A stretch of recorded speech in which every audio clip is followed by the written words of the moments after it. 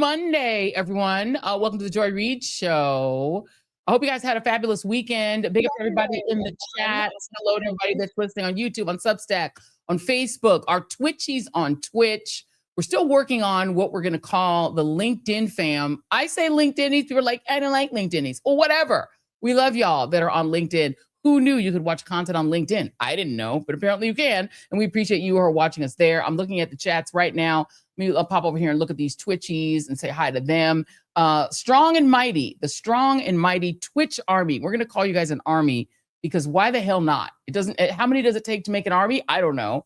But however many of you are in Twitch, that's our army right now. We're declaring you to be a Twitch army. There are 478 Twitchies. Wow, that number's growing. 478 Twitchies. Thank you very much, Winnie. I just would like to say good evening, family. Let's have a good show today. Jason, you're in the dark.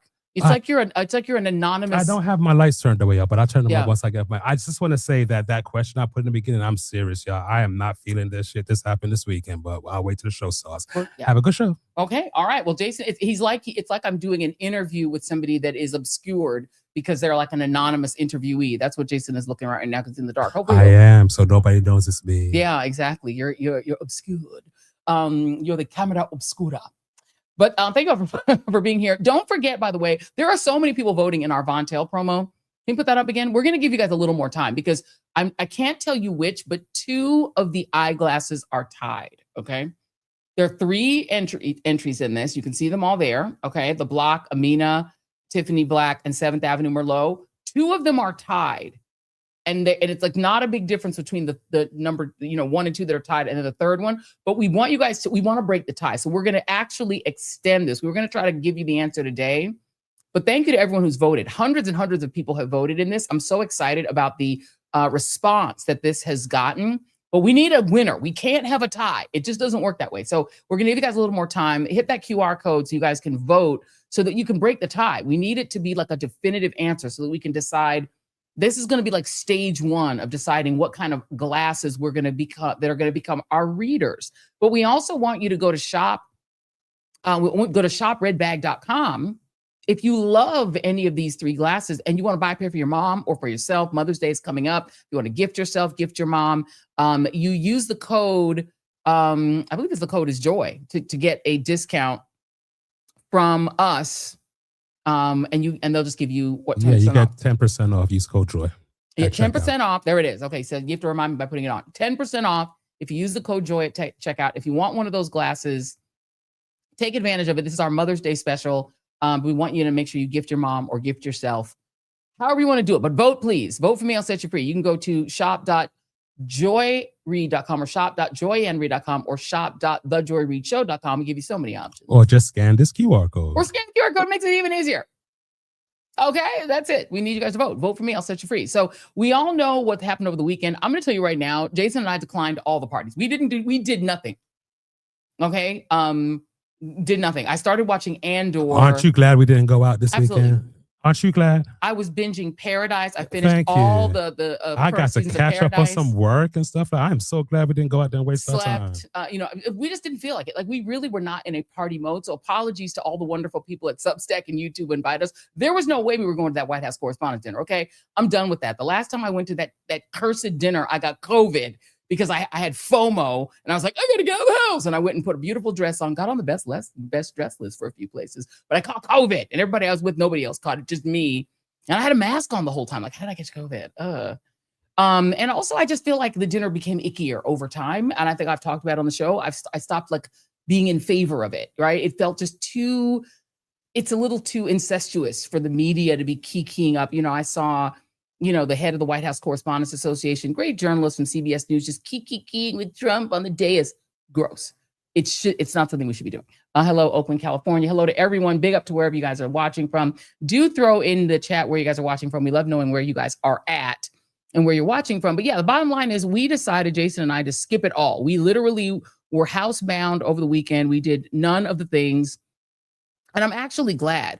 All that we know that went on is our good friend Jim Acosta got accosted by a Epstein apologist weirdo at the Substack party who got all in his face and threatened to fight him. We know that some of the people who did go to the dinner Georgia Fort posted on her social media that some of them, particularly some of the Black journalists who went, they went because they were going to protest. They actually planned that when Trump started insulting the media, they were going to like get up and maybe walk out or protest. So that was part of what they were doing. But it never happened because, as I'm sure you know by now, there was a disruption.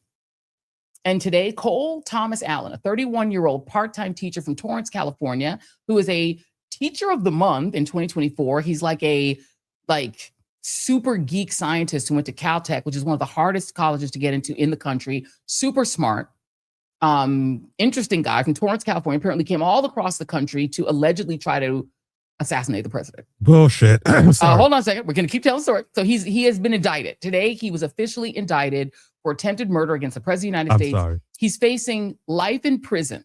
Okay. That was the drama of the weekend. Well, that and, that fight at the Substack party that we missed. But as Jason just kind of indicated, I think the latest alleged assassination attempt on Trump, it is the big news. And the right, of course, is having a ball. They've gone off to the races with it, accusing anybody that even expresses dislike for Trump of fomenting physical violence against him. And, as if it's like pro-democracy people and not his like swollen, exploding cankles and that weird sore in his hand that he should be worried about. That's what he should really be worrying about, his health. But, they're having a time and they're sort of trying to make the most out of it to say left-wing violence, which is a narrative they've been trying. Oh, they're looking for more sympathy for Trump for the midterms. Man, go screw yourself. Well, that is one way to look at it. So bad movie Melania and Caroline are pissed. They're angry at Jimmy Kimmel. Because he did like a parody White House Correspondents Association dinner speech. He did like a parody of it in which he introduced Melania. Donald said, Donald, this is Melania. Melania, this is Donald. That's my impression of Jeffrey Epstein. Tip your waiter. He also made a J.D. Vance couch stooping joke. He said you can barely get him off the couch. And if you leave your seats, he may try to have sex with them. So he did that. He said, this was the best joke of the whole thing. He said, our first lady Melania is here. Look at her. So beautiful. Mrs. Trump, you have a glow like an expected widow. Expectant widow. I mean, it was funny. But of course, Melania has no sense of humor, just like her husband. So now she wants him punished and fired. Yada, yada, yada. But, to quote Melania's famous jacket. Remember this jacket? And we got a parody of it when this happened. I really don't care. Do you? I mean, mine is I really do care. I got a really do care. We ordered this back when I was at the artist formerly known as MSNBC. When she did the I really don't care, do you? We ordered our own, but it says I really do care. But I really don't care, Melania. If you're sad about the joke, so what? You got a $40 million bribe from, Jeff Bezos. Spend that money and be quiet. People are going to make fun of you. You're a public figure. Get over it. So she's mad about it. Whatever. I don't care. I mean, it is not our fault, for noticing that every time Trump has like a problem or needs to get reelected or his poll numbers slump, somebody supposedly tries to assassinate him. Someone shot you. It feels like it happens a lot, Reminds me of the old hip hop song, I Shot You. And, you keep repeating it 3 times over. It's going to get old after a while. I listen, I'm going to keep it 100. I don't believe that, SHIT. Oh, I'll notice. Oh, one more thing that Wanji is reminding me in the background. We have a little back end chat, and she was reminding me we did do one thing this weekend. We did work a little bit. We did our Saturday morning special with Jim Acosta and Katie Fang. I actually should count. I don't count that as work because it was fun, but we did do that. Like we pre-butted the thing on Saturday. We did our own little pre-buttal of it, made fun of it, and basically mocked anyone who was going. Because why are you going? You know what I mean? We made fun of it, so we did that. That's the only work we did over the weekend. So thank you, Wanji, for reminding me of that. It's also Aries season. We have two Tauruses and an Aries birthdays near the Wanji and Winnie. So please wish them a happy birthday. This is their month. But anywho, bottom line, and I think last month was Ron, our team member, Ron. So happy birthday to all.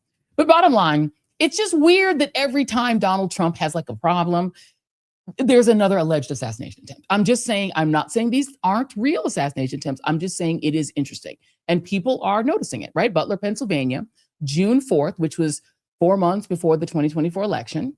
Then a second attempt, September 15th, 5 days after Trump lost the presidential debate to Kamala Harris. Just saying, then that's the one at Mar-a-Lago where a guy ran on there. That guy's now serving life in prison for running onto Mar-a-Lago's property with guns.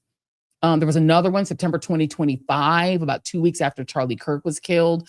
This off-duty NYPD officer named Melvin Eng infiltrated Trump's security detail at the Ryder Golf Tournament in New York after he showed up like armed and in full tactical gear. I think that was just a legitimately weirdo guy. I think that seems weirdo. It didn't make a lot of news.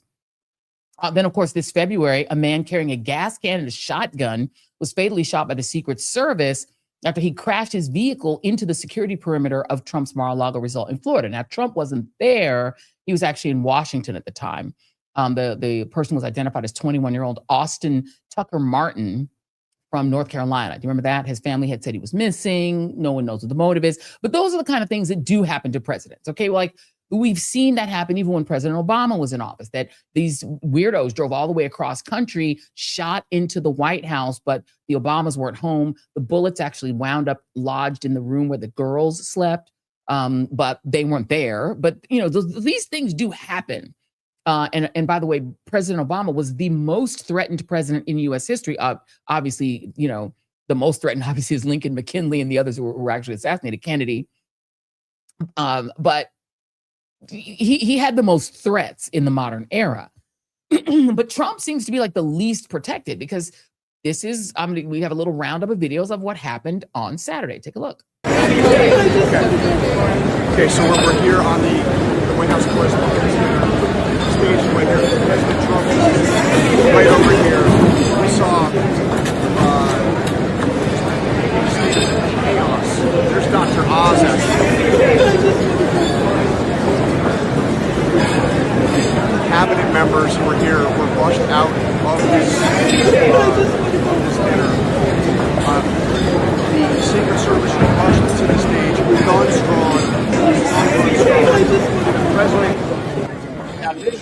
So basically, you know, they're at the dinner and they just served the hors d'oeuvres. You're hearing Jonathan Karl giving he's very dramatic. Everyone's giving their statements. You can see up at the right-hand corner, the Keystone Cops, they're standing there, looked a little funny. And then all of a sudden everybody jumps up. You hear these sort of loud bangs. Everyone gets up, they get escorted out. It's like a lot of melee. The media is all involved. Trump like falls, although he now denies that he fell, but he seems to fall on his way off the stage. Weirdly, JD Vance gets evacuated first. It's like there's a whole like sort of thing that's going on and everyone's yelling and then people sort of drift back in and sit down. The whole thing is very strange.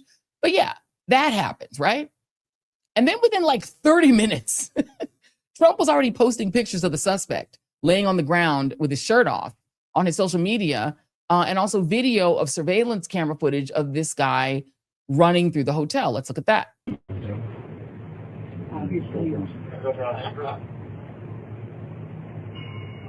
So there's that video. Shall I post it as soon as he passed down?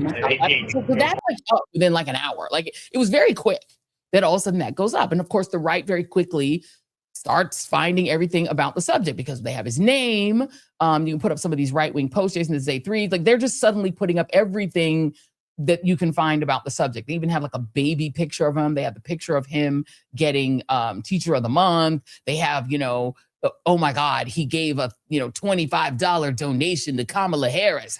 You know, and of course it turns out to be a 31-year-old black man, but not even just black, like black in the same way as the guy who humiliated Trump the last time that he attended the White House Correspondents' dinner, which is of course then President Barack Hussein Obama, black father, white mom, right?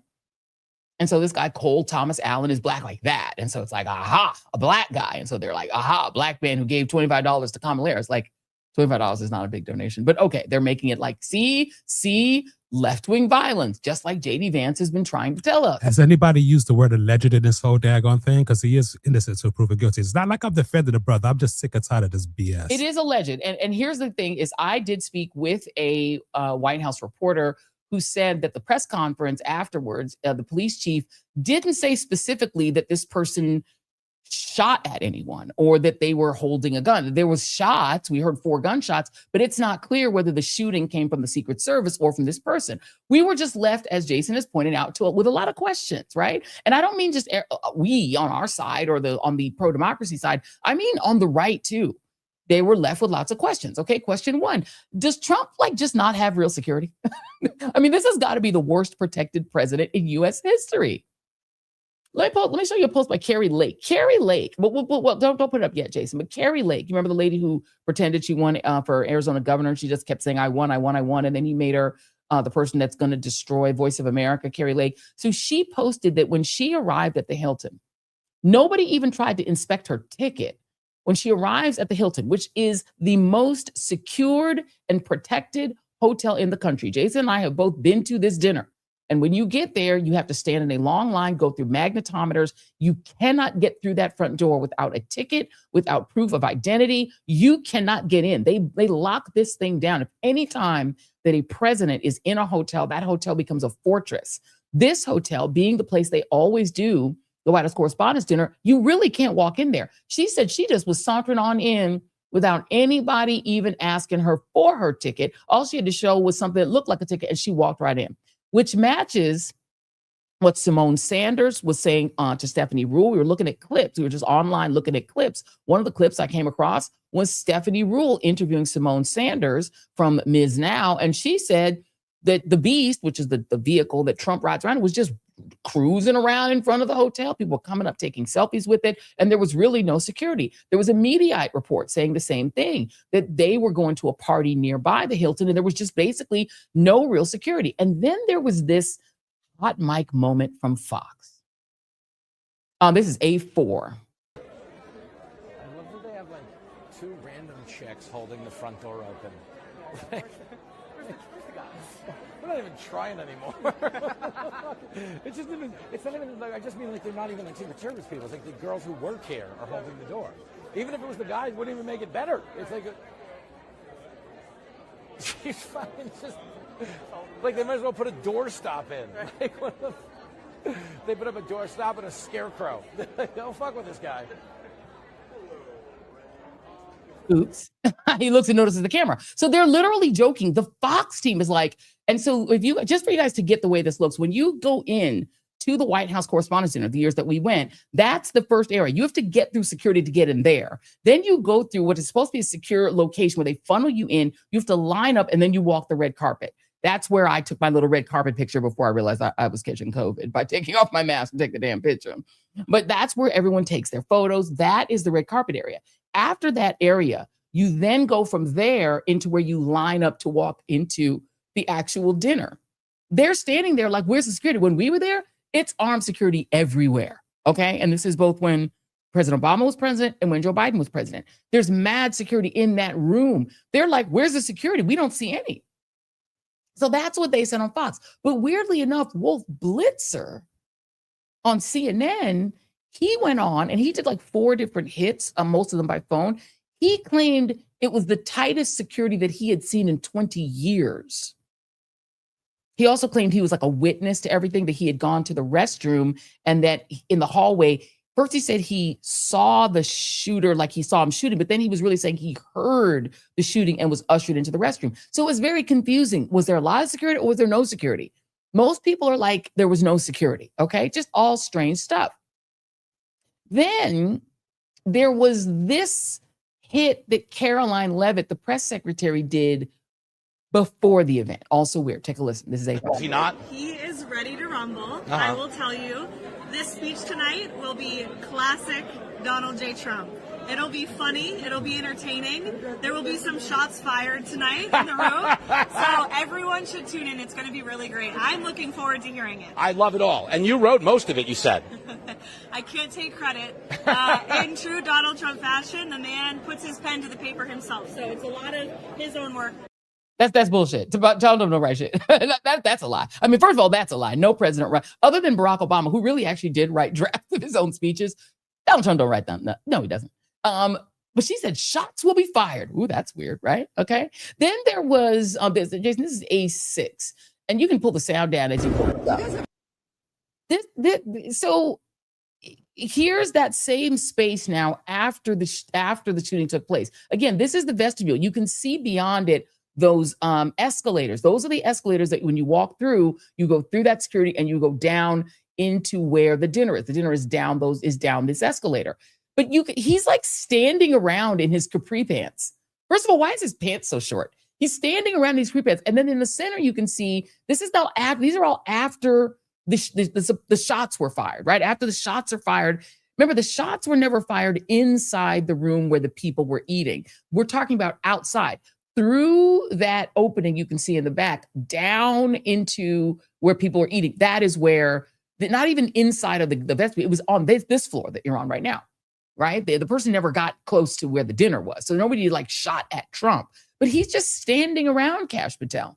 I have more video of it that I'm gonna show you in a little bit later. He's just standing there. He doesn't seem like he knows what to do, and he doesn't seem to have a lot of urgency about what he's doing. He's just kind of there, and it's not clear what he's up to. I'm sorry. He's the FBI director. Was it staged? I really hate to say Let's this, just keep but going. it just keeps saying staged. I don't know. Let's just keep going. Let's just keep going. Then there was this moment where a Fox reporter was on doing a hit from inside the dinner. And then this weird thing happens. This is A7. Just quickly tell you, I was sitting next to Caroline Levitt, the press secretary's husband. He was one of our guests. He was seated right next to me. And, right as the dinner was starting, the national anthem happened. And then he kind of leaned over and said, I watched you on TV. You do a great job. You need to be very safe. And he was just very serious when he said that to me. And he kind of looked around the room and he said, there are some...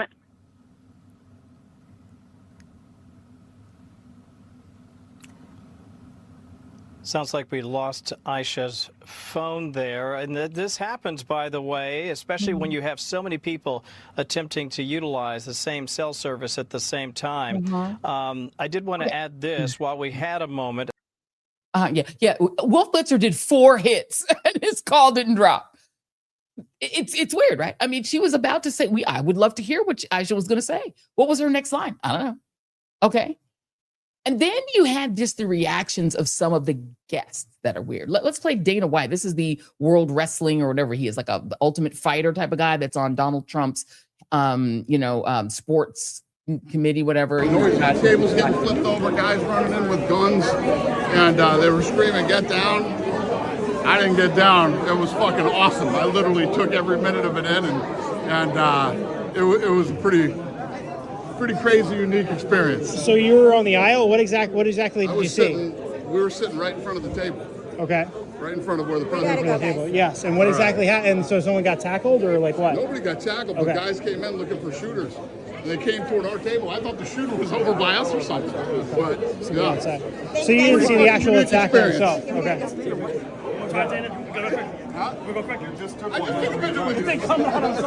He's like, this is great. This is like the time I slapped my wife. Amazing. Just so much fun. Like, what? He's from UFC. So he's like, this was great. And he's like, I thought the shooter. No, you didn't think the shooter was by you because there's no shooter inside of the ballroom. This all happened outside the ballroom. You could hear the shots from inside the ballroom, but Wolf Blitzer literally said he was outside the ballroom going to the restroom, which is outside the ballroom. So that reaction is just odd, right? Then you've got what Donald Trump did once all of this was done and they had decided they weren't going to do Wei Jiajing, who was the White House Correspondents Association president, who was the one keying next to Trump when the Oz, the mentalist, puts a note in front of Trump. And then all their faces change and you hear the shooting. And I'm like, what's on that note? I'm like curious, right? That was Oz, the mentalist that was in between Melania and Donald, puts the note in front, and then all of a sudden everybody's faces change. And Wei Jiajing is like, that's the head of the White House Correspondents Association. She's from CBS News. So all of that happens. And then Wei Jiajing comes out and she says, we're not going to finish. We were going to go back and try to finish the evening, but we're not. They're going to do it again in 30 days. You're going to redo it. Okay, weird. And then Trump and Kash Patel and Pete Hegseth and the whole gang, who look very jolly, he comes out and takes full advantage of the situation. And this is A9. This is why we have to have all of the attributes of what we're planning at the White House. It's actually a larger room, and it's much more secure. It's drone-proof, it's bulletproof glass. We need the ballroom. That's why Secret Service, that's why the military are demanding it. They've wanted the ballroom for 150 years. So this proves we need the ballroom, does it, Trump? That's so interesting. And of course, John Fetterman agreed. came right out there and said, we were front and center. He wrote about the event. That venue wasn't built to accommodate an event with the line of succession for the U.S. government after witnessing last night drop the TDS and build the White House ballroom for events exactly like this. Tom Fetterman, please just leave the Democratic Party. You're not a Democrat, you're a Republican. Just please get out. Just go. You're already, we know you're not we get it. You are a MAGA Republican. We get it, okay? And it is for all of those reasons that just even as Jason was indicating before, the top trending trend all night basically was the word stage. This is A10. The word stage trended like all night. And so did Cole Allen, which is the name of the suspect. Russell Brand fumbling the Bible verse, which is hilarious. We'll play that on Wednesday. Secret Service. But the stage is trending. And you really can understand why, right? Like everything about this is weird. There is the 1,000+ word manifesto that supposedly was sent to family members by this person, Cole Allen, 10 minutes before he allegedly sprinted through the hotel corridor outside the mags. Is that the same kind of manifesto that guy in Butler wrote? We don't have a manifesto from the guy in Butler. Exactly. Oh, they had bullets that said, I love my whatever he was talking about. This is all crap. So he writes this manifesto supposedly and sends it to family members, which of course winds up in the hands of the New York Post of all papers, right? And it reads like, Dear Dumb Diary, I, who am not an FBI agent, right? It reads weird because it literally exempts just one person from being targeted. And that one person is Kash Patel. Let me read you just a little bit of this. This is A11. I'm just going to put screenshots of it. He writes a lot of apologies, apologizing to his parents for, saying I had an interview without specifying it was for Most Wanted, apologizing to my colleagues, my students for saying I had a personal emergency. By the time I resolve this, you read this, I probably will. Lots of apologies. I don't expect forgiveness. If I could have seen on the other way to get this done, I would have taken it. Sincere apologies. And he writes on to why I am doing this. He's like, I'm a citizen of the United States. What my representatives do reflects on me. And while I'm no longer willing to permit a pedophile, rapist, and traitor to coat my hands with his crimes, right? But he also, as you can see, without all the apology stuff is done, he writes about the security. He says, like, I expected security cameras at every bend, bugged hotel rooms, armed agents every 10 feet, metal detectors out the wazoo. What I got, who knows, maybe they're pranking me, is nothing. No damn securities, not in transport, not at the hotel, not in the event. He says, the one thing I immediately noticed walking into the hotel is the sense of arrogance. I walk in with multiple weapons and not a single person there considers the possibility that I could be a threat. The security at the event is all outside, focused on protesters and current arrivals, because apparently no one thought about what happens if someone checks in the day before. This level of incompetence is insane, and I very sincerely hope it's corrected by the time this country gets actually competent leadership again. If I was an Iranian agent, instead of an American citizen, I could have bought a damn Ma Deuce in here and no one could have noticed shit. So the way this person is writing is, I need you to understand that a Caltech genius, I'm not sure says this much. It's just strange sounding. Okay, I'm just saying. Are they saying he's from California, like California say all the time? Is that what it seems? It just seems weird. Movie California. Yeah, it looks like somebody wrote this. And anyway, it's giving Dear Dumb Diary, I, who am not Kash Patel, hereby write that I am from California, therefore I say a lot. And I'm saying he didn't write it. Again, I don't know. Okay, I can only tell you what I know. As a journalist, I cannot tell you things I don't know. All I can say is things are odd, right? Allegedly. So they're all allegedly, and even he is innocent until proven guilty. But the thing is so interesting. So the other piece is he goes in, okay, and he says about him no longer being willing to let a pedophile rule the states of America, yada, yada, yada.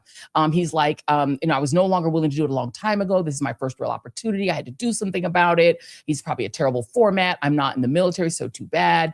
He says, administration officials, and then in parentheses, not including Mr. Patel, meaning Kash Patel, they are targets, prioritized from highest ranking to lowest. He never mentions Trump in here. Okay, Secret Service, they are targets only if necessary and to be incapacitated non-lethally if possible. Now he sounds like he's speaking really intelligently and more like. AKA, I hope they're wearing body armor, because center masked with shotguns messes people who aren't. Hotel security, not targets if at all possible, AKA, unless they shoot at me. Hotel security would never shoot at you, then I'm done. Capitol Police, same as hotel security. National Guard, same as hotel security. Hotel employees, not targets at all. Guests, not targets at all, right? But some of the things he says are really strange. He's saying, allegedly, this person, whoever wrote that, this is alleging that this person walked into the heavily guarded Hilton Hotel, the location every year of the White House Correspondents Association dinner, with multiple guns, which now there's one picture that's shown up in the Daily Mail, multiple knives, and no one said anything. Do you all understand the gun laws in DC?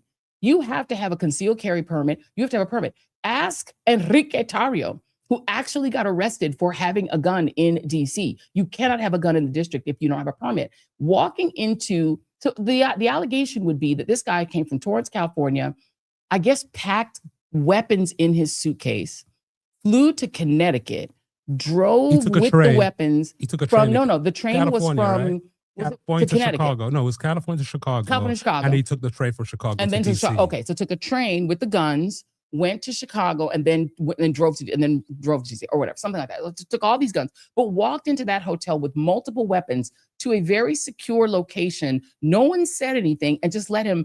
And so if he really did it, how would he have gotten in? Why would no one notice? Okay, they also are saying that in this manifesto, there's anti-Christian rhetoric, right? And the part that's the anti-Christian part is this part where he says rebuttals to objections for what he's doing. As a Christian, you should turn the other cheek. Rebuttal. Turning the other cheek is for when you yourself are oppressed. I'm not the person raped in a detention camp. I'm not the fisherman executed without trial. I'm not the school kid blown up or a child starved or a teenage girl abused by the many criminals in this administration. So he goes on to sort of saying turning the other cheek is not a thing. But it was that line about the pedophiles, I think, that really got to Trump. Because he was asked about it by Norah O'Donnell on 60 Minutes, and he basically dressed her down for it. Take a look. This is a so-called manifesto is a stunning thing to read, Mr. President. He appears to reference a motive in it. He writes this, quote, administration officials, they are targets. And he also wrote this, I'm no longer willing to permit a pedophile, rapist, and traitor to coat my hands with his crimes. What's your reaction to that? Well, I was waiting for you to read that because I knew you would, because you're horrible people, horrible people. Yeah, he did write that. I'm not a rapist. I didn't rape anybody. Do you think he was referring to you? Excuse me. I'm not a pedophile. You read that crap from some sick person. I got associated with all stuff that has nothing to do with me. I was totally exonerated. Your friends on the other side of the plate are the ones that were involved with, let's say, Epstein or other things. But I said to myself, I'll do this interview and they'll probably, I read the manifesto, he's a sick person, but you should be ashamed of yourself reading that because I'm not any of those things. Mr. President, and I these was are never, the gunman's words. Excuse me. You shouldn't be reading that on 60 Minutes. You're a disgrace. But go ahead. Let's finish the interview. The other thing that he wrote in the other thing in the you think he meant you? Thou protest too much. You think he's talking about, I have to tell Norah O'Donnell, she had to do the interview. This is what she was tasked to do. That's what CBS wanted. Barry Weiss wanted to do. I, in these moments, miss Barbara Walters so badly because I promise you, Barbara Walters would have been like, okay, no, she would not have taken that line down. Barbara Walters would have been up his rectum. No, excuse me. That's what he said. These are not my words. These are the gunmen. These are the alleged assassin's words. These are his words. If you take that as you, why do you take that as you? Like she should have gotten at him. That's why I don't get an interview with Trump. So I'll never get an interview. So yeah, and so that was weird. So he gets all upset. He says, "I was totally exonerated." No, bruh, you weren't. When were you totally exonerated? There's never been any adjudication of your role. The FBI interviewed a woman who did 4 interviews with the FBI, making claims that you abused her sexually when she was 13 or 14 years old. That's never been adjudicated. And the one time that alleged sexual abuse related to Trump has ever gone to trial in a civil trial, Trump lost. The only time that there's ever been a court case about whether Trump has committed any form of sexual abuse, he lost. E. Jean Carroll won. And she won a defamation case against him. He tried to say she was defaming him by saying that he sexually abused her. And the judge said that it was anyone else would have described what happened as rape. He grabbed her by the P word, which is something he bragged about. So, Donald, when have you ever been, that would be in the great follow-up, when have you ever been exonerated? We've never had a case. Okay, then it got even weirder, guys. So, the Twitterverse, or not even just the Twitterverse, but, the internet be doing better investigation. Them and the Lego, the Lego videos and the Twitter and the Instagram people and the online people, they're doing better than we in the media. They're finding all this information. They found this guy named Henry Martinez. So we're going to put this up. This is 813. So this is where it gets weird. So this person calling themselves Henry Martinez joins Twitter, if you believe this screenshot. And I went and I did do my due diligence. I went on and I found, this is a screenshot I made. I went on and found the account, and it is somebody called Henry Martinez who joined in 2023. This person follows no one, has like maybe 4,000 followers, but a lot of them probably joined and started following after this, and only has one post. And the post says Cole Allen. Weird, right? And then that image at the top is, when I did a reverse image lookup, it's tied to all these sort of weird, sort of psychedelic and stuff. So I don't know if that means anything, but and it's got the Pepe the Frog, which is a symbol back when Trump started running in 2016. The Pepe the Frog became the symbol of like the pro-Trump memes, and it's holding up a glass of champagne. So it's very strange. There's no other posts by this person, just Cole Allen. Very odd. 2023, right? This is 3 years ago. Internet sleuths also tagged that Cole Allen, back in 2014, was an intern when he was a kid at the NASA Jet Propulsion Laboratory, which I went ahead to track that down to make sure that I'm just not serving you, bullshit from the internet. I went and found his LinkedIn. And in fact, he put that up at day 14. This is his LinkedIn, which does appear to be his LinkedIn, unless somebody faked a LinkedIn and put his face on there and his name. But when you keep scrolling down on it, it does get to him having been an intern at the NASA Jet Propulsion Laboratory, which people find weird, because of all those missing scientists and all the missing and dead scientists. And so people are like, that's weird. So he is, there are all these missing scientists and all these missing people who are dealing with like nuclear stuff and so very odd. He was also an amateur video game designer with a game that, lets you pretend to be a neutron, like fighting with electrons, like super nerdy stuff. It was available on Steam. Also went to that link and verified that game is still there. You can still see it online. It's for $2.99, but you can't purchase it anymore because the feature to purchase it has been disabled. So verified that as well. Now, one of the latest Iran Lego videos references the game in a super cryptic way, saying that it is somehow the key to all that, but I have no idea what they mean, so I cannot give you anything on that. All I know is people are sleuthing about this guy and that weird thing. There's also this 2019 interview that the internet sleuths dug up from a Los Angeles ABC affiliate from when this guy was a college student presenting at a conference where inventors were allowed to pitch projects to help elder people as they age. Take a look. Student Cole Allen developed a prototype for a wheelchair emergency brake. The wheelchair brakes tend to lock the wheels, but don't actually lock the chair to the ground. The idea with this is to prevent it from moving at all. Recent Aging into the Future conference held by St. Barnabas Senior Services and the Eisner Foundation offered a test run on products that have the potential to enrich the lives of seniors. 14 different tech startups got to present to over 350 people in the hopes of getting their projects into some sort of senior health facilities. Weird, right? Okay.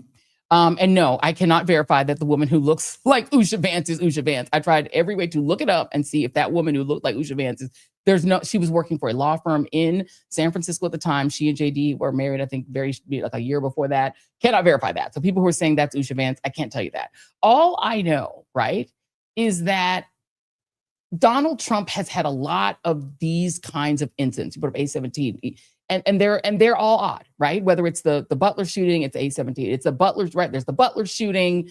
There's this. There's the other guy whose name also has Cole in it. That's the black guy who turns out to allegedly be the pipe bomber. Brian Cole Jr., who also has Cole in his name, another black guy with Cole in his name, very weird, that works for bail bondsmen. His parents are bail bondsmen. It's just all of these cases. And the thing that they have in common is that there's usually not a lot of investigation. We get the headline, the person gets arrested or killed in the case of the person in the Butler shooting, and then the whole story's gone. Trump never talks about it again. It literally just kind of goes away. And in the case of Butler, I think one of the reasons that you're seeing a lot of doubt among people who follow the things that happen to Trump is that just weird things keep happening, right? In the case of Butler, you have all these bystanders warning that, hey, there's a man on the roof. Let's play that real quick. Hey, there's a man on the roof. Nobody does anything about it. They're like, man on the roof? Let's just ignore that. Up on the roof. Look. There he is right there. Right there. See him? He's laying down. See him? Yeah, he's not there. So there's a man on the roof. Everybody's like, oh, no, it's the roof. And then you've got the weird thing in Butler where you can put this up, A19, and pull the sound down, that you've got this shooting happens. Donald Trump is allegedly shot in the ear, although no one's ever showed us any medical records. And then you've got this weird thing where it seems like the press was like maneuvered into a position for him to take this iconic photo. And this iconic photo happens. And it's like the media is being like pulled into place to go into, if there's an active shooting, everyone should be on the ground. It's just weird. And we're not allowed to ask those questions. Back when I was in mainstream media, these are questions we were not allowed to ask. It was made very clear. Don't ask any questions, even though there's just odd things that keep happening around Trump. And we know that Viktor Orban, allegedly, according to Washington Post reporting, there was a plot by the Russians to stage an assassination, fake assassination for Orban. So all of this throws in together. You're like, when something seems too perfect, people, they don't believe in it. And Donald Trump now again gets victimized by an alleged would-be assassin in front of the perfect witnesses, the press, who are literally the only people who can match Trump's energy when it comes to centering themselves. That's what we do in the press, right? Instead of, unless, of course, if it's a Palestinian journalist getting murdered in Gaza, then they don't center themselves at all. But they're now part of the story. Wolf Blitzer's part of the story. They're all putting videos up. They now are incentivized to be a part of it. Tony DeCoppel is tweeting out dramatic video of, Pete Hegseth and Kash Patel at his table, because that's the CBS table, responding or not responding in the Capri Pants. And so you get the media now is involved in the story. And all of this days after Cash and Todd Blanche are telling you that the real source of domestic terrorism and Klan funding is not the far right, it's the left. It's the Southern Poverty Law Center, the people who bankrupted the Klan. And we're being tracked 24/7 from our phones, from reverse cameras in our cars. We're being tracked by Palantir every day and night. And yet we're being told that nobody could have done something about someone who announces to his family in advance that he's going to try to assassinate the president. All that surveillance that we have, none of it worked in this case. He just basically walks in with multiple guns and knives. It doesn't make sense. The manifesto sounds like it was written by the FBI. I mean, it could have been written by him. We just don't know. And here's the problem, and why we'll end it here. We can't trust that the administration will tell us. Let me put a couple of things up for. I know we have a guest and we're running a little long. Midas Touch noticed this, and Ashley Sinclair noticed something too. There's A21. Let's play it real quick. And you have, as many of your fellow Democrats, have used some heated rhetoric against the president. And do you think twice about that when something like this happens? What rhetoric do you have in mind? Just talking about some of the fact that he is terrible for this country and so on and so forth. I understand that that's your democratic right, but overall, do you I have no a responsibility? personal problem with Donald Trump at all. I mean, I talk about the policies of this administration, the authoritarianism like we saw on display in Minneapolis, where 2 of our citizens were gunned down in the streets simply for exercising their First Amendment rights. Renee Good, Alex Preddy, and others have died in custody. I'm talking about policies. I don't personalize it, and I certainly have never called the press the enemy of the people. I think the press are the people's best friend, and that's why it's written right there into the First Amendment. We need the press to be a vigilant watchdog. So what I have here is A21 is the Midas Touch Ashley Sinclair video. So last week, I told you guys that all of MAGA is paid and they coordinate their messaging in lockstep via group chats. And what do you know? All of these people came to the conclusion that after they saw what happened at the White House Correspondents' dinner, their first thought was all independently, Trump needs his ballroom. The statistical likelihood of this happening in a vacuum, if we are to stipulate that these people are not coordinated, the statistical likelihood of this happening, that they all came to the same conclusion, not probable, okay? I think it's also important to note that one of the main group chats in which they coordinate this messaging is literally called Fight, Fight, Fight after the attempt on Trump's life in Butler. Okay, and this has the official Trump war room, members of the administration, including James Blair, and all your favorite MAGA influencers. And I would log on and show you more of these messages, but I can't log on to Twitter because they're suing me for $75,000. You know what? We're going out of order a little bit. Let's bring in our guest, Ben Collins. He is my former colleague at MSNBC, but he is the CEO of The Onion, which we're going to get into, which is taking over the big conspiracy site InfoWars from Jones very imminently. Hello, friend. Hey, Joy, it's been a minute. Good to see you. How you doing? It is good to see you. Good to see you too. And I won't make you get into this whole thing about the conspiracies, but I can say that since you really did follow very, very closely and in minutia the right, so that we didn't have to. It's interesting, right? How from Marjorie Taylor Greene all the way to the left, people do not believe this assassination attempt story, and I think it's partly because Donald Trump has not earned. He's not really earned like our belief, right? But it's also because things keep happening that feel opportune. And he's like, oh, now I need the ballroom.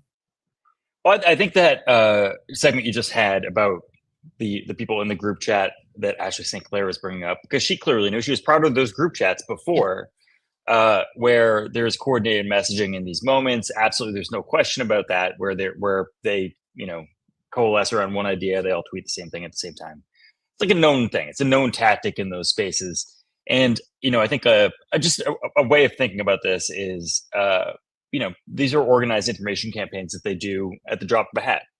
When all this happened, the idea that some 15th rate influencer would be in on a shooting like this is impossible. But the thing that does happen is that they are, they get downwind stuff in these group texts, and they say, they say what they're told to say, and they get in line. And if they don't get in line, the issue is, of course, you lose favor with the president, and then you're suddenly getting yelled at by him, just like Tucker Carlson or Candace Owens or Alex Jones, whatever.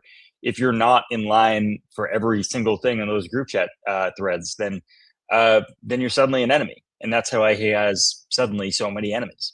Well, and also you don't get paid because the other thing Ashley Sinclair has made very clear is these people are on payroll. So if you want that check to clear, you're going to say what needs to be said. And the last thing I'll say, we play the Dana Bash clip.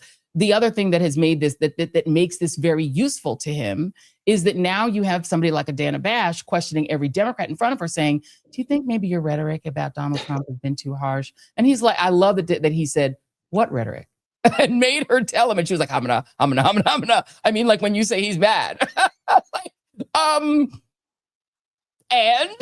right? I mean, what are you talking about? But you're gonna have our former, where we used to work, mainstream media, not naming any single specific one. They're all gonna do it. They're all gonna now interrogate every single Democrat in front of them to say, why are you saying rhetoric that's causing people to be violent against the president? It works for him in every aspect, including that one. Yeah, it's an authoritarian regime trying to criminalize protests in dribs and drabs, and this is one of the dribs or drabs that they got in front of them. They will take every opportunity, and that's just the way that it's going to be. They're doing it to silence protests. My girlfriend is in a month or so has a trial in front of a Chicago jury because she's the only person they haven't dropped a case against in the country because she was running for Congress for protesting ICE at Broadview. We all know now that Broadview is a place of national disgrace. They're going to turn that detention center hopefully into a museum for protesters, but she's still being charged by this administration and faces up to 15 years in jail because she was standing in the street. That's what happened. So they do these things. They in the process, by the way, is the point. These interrogations of Jamie Raskin and yelling at people yelling everybody to get in line. That's the point. They don't fully expect results. This campaign to get Jimmy Kimmel taken off the air, even if they don't get him taken off the air in the next day or so, or whatever Melania Trump says, it's not necessarily the end goal. The end goal is to get everybody else afraid of ever speaking up. Yeah, indeed. Let's talk about InfoWars. Jason, if you could play B1 for us. His response, Alex Jones' response to you guys take over InfoWars. And I apologize to everyone in advance for what you're going to see. You will not be able to unsee it. Fire off whenever you're ready. Folks, The Onion has stolen the shirt off of Alex Jones's back at this point, and it's a sad thing to see. Are you an employee of The Onion now, Alex?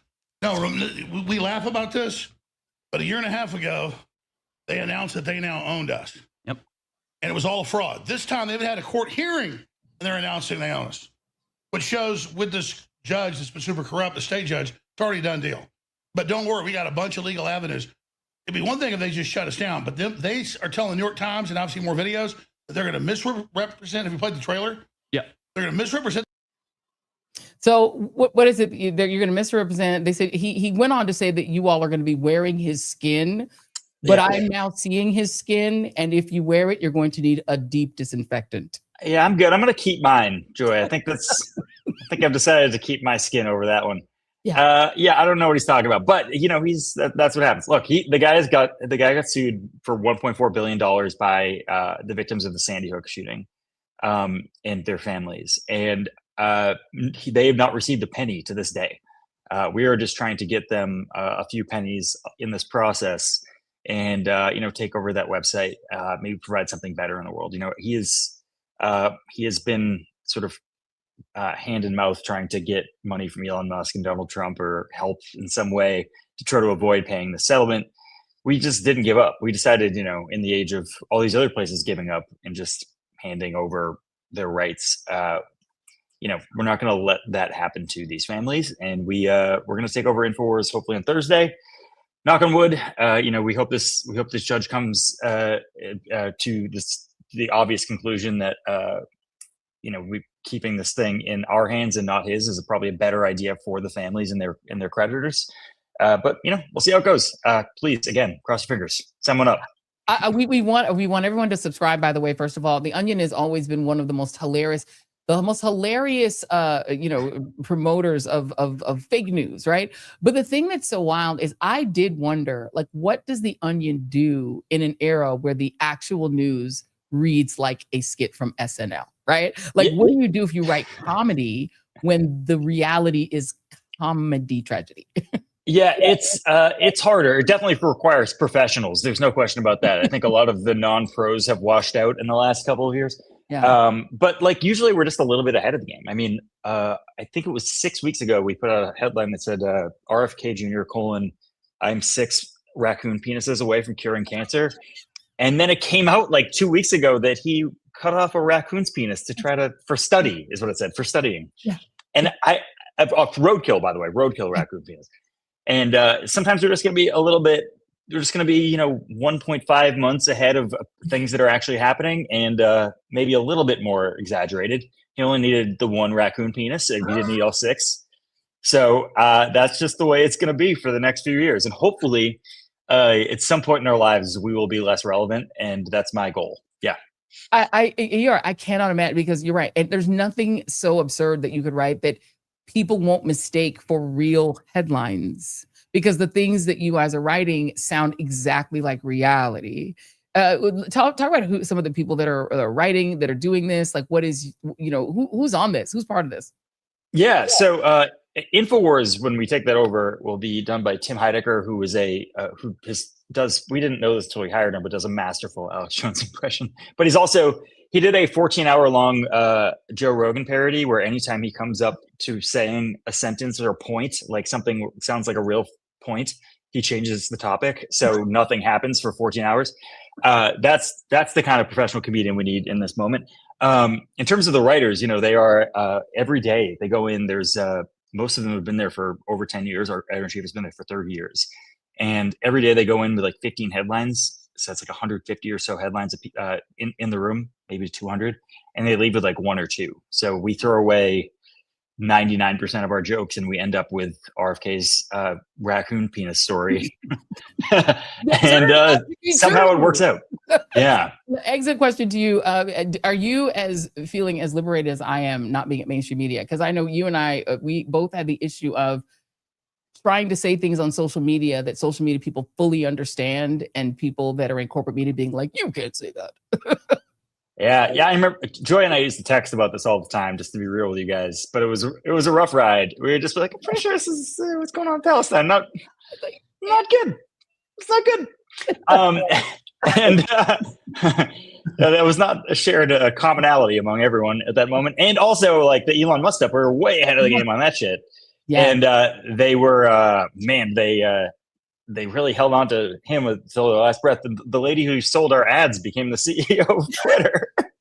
I just like, what is happening? It is very dystopian. You can write about it in The Onion. I appreciate you, Ben Collins. It is so good to be back in touch with you. I'm glad that you are back out in public life, and I expect to steal some of your time as often as possible to get you back on to talk about Wait, things. can I plug our paper quickly? We are the fifth or sixth largest newspaper in the United States now, which is hilarious. Almost, yeah, exactly. We're so close to being the Washington Post, which is very funny. So if you want to get one over on our friend Jeff Bezos, membership.theonion.com. Get it. It goes to your house. It's really good. It's good for you. So membership.theonion.com. You guys, please subscribe, because look, by the way, it's actually more honest in a sense than Jeff Bezos. Sometimes some people Washington Post are doing great work, but it's Jeff Bezos's paper. You probably want The Onion. It's we're much better than their op-ed page. Let's put it that way. 1,000% better. Yes, we're going to make sure that we put the link in the description so that people can directly click and go ahead and subscribe away. Thank you, my friend. Best of luck to you. Come back soon. Absolutely. See you soon, Jay. Cheers. Thank you very much. Y'all, this is, it's going to be good. Ben is one of the smartest people out there. And I actually want to make sure we cover his girlfriend's story too. I'm going to text him about that too. But let me really quickly let you guys know that we are, and it is so apropos, our first sponsor that we want to big up here. And here it is. This is the book. The book is called Bullies, Parasites, and Slaves. Human history is filled with thieves, bullies who take because they can, and parasites who steal by stealth and deception. And they still exist today in neighborhoods and in nations, in communism, socialism, and capitalism, and democracy and dictatorship. They thrive within any system by manipulating it to their benefit and denying others what they need. So Dr. George Byron Koch, he is a Silicon Valley executive from the early foundation of Oracle and other former startups. He has come to this vital realization after traveling, teaching, and living in different cultures around the world.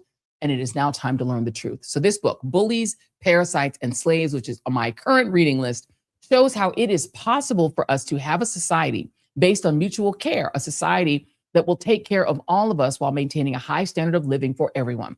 George exposes the cruel caste system in the United States, which has choked the ability for everyone to prosper and thrive. So you can discover the history of how we arrived at our current dystopia, where the middle class and the poor are exploited and enslaved by insurance denials, poverty wages, and tightly managed markets. It is real, and the details are here to see. So if you want to find out, because there is a way out, it's a wake-up call for all of us, regardless of your political affiliation, regardless of your ideology, true mutual care can replace our current culture to bring harmony and prosperity to America. He talks about the golden rule. All religions and philosophies believe in it. Treat others the way you want to be treated, putting it in a logical and wise format. He talks about how abundance can grow for everyone when it's not diverted by greed to enrich bullies and parasites. It's time to stop the thievery. It's a frank assessment of our actual society today with clear and practical steps to correct it. If you would like to get a copy of Bullies, Parasites, and Slaves, you can get it at www.bps.online or text CARE, C-A-R-E, to 511-511 and receive an immediate link to get the book. The paperback, you can get the paperback, you can get the ebook or the audiobook. Bullies, Parasites, and Slaves will inspire you and give you hope in these trying times. But it starts by going to www.bps.online or texting CARE, C-A-R-E, to 511-511. If you do the text fees may apply. Now, once you read it, I guarantee you're going to want to talk about it with your circle of friends and family a lot. So get the book. and then we can change our world. Want to also note that the Joy Reid Show is brought to you by our friends at Wild Alaskan Company. Now, look, Jason and I were talking about this the other day. I'm now a snapper girl. Like, I like lots of different kinds of fish, but I'm a snapper girl. It is so good. But what you really want is you want high quality food, not low quality like mystery seafood.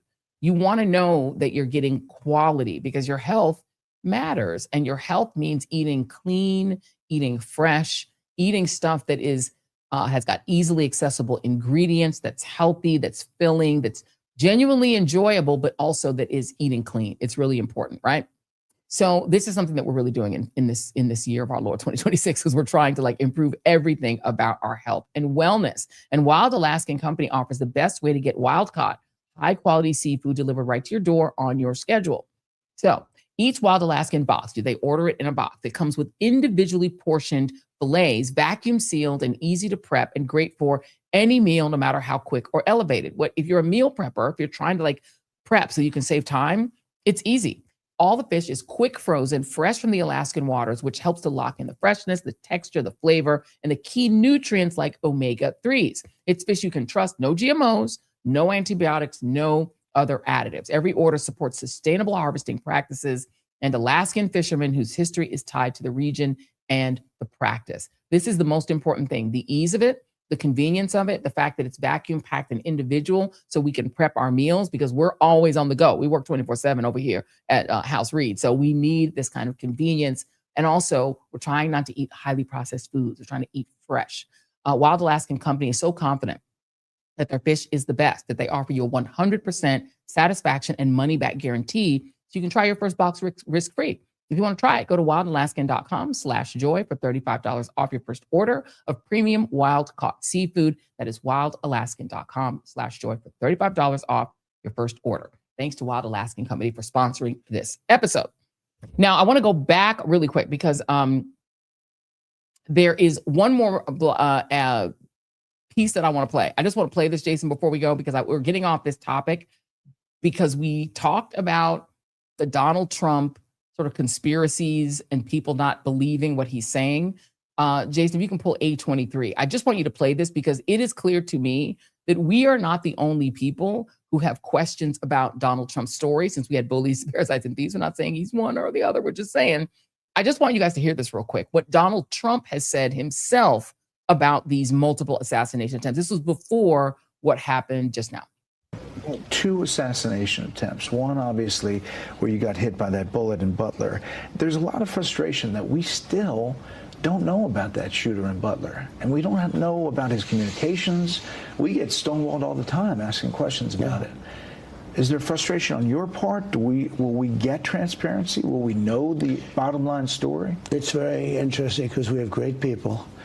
I think Pam is incredible. I think Cash is incredible. And they're doing a great job. They're being recognized as doing a great job.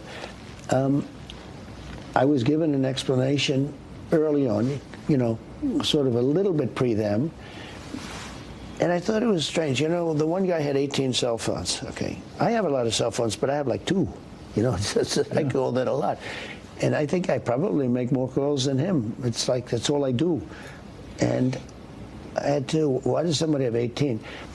Another one, the first one from Butler, he had 3 apps, very unusual apps, and 2 of them were foreign apps.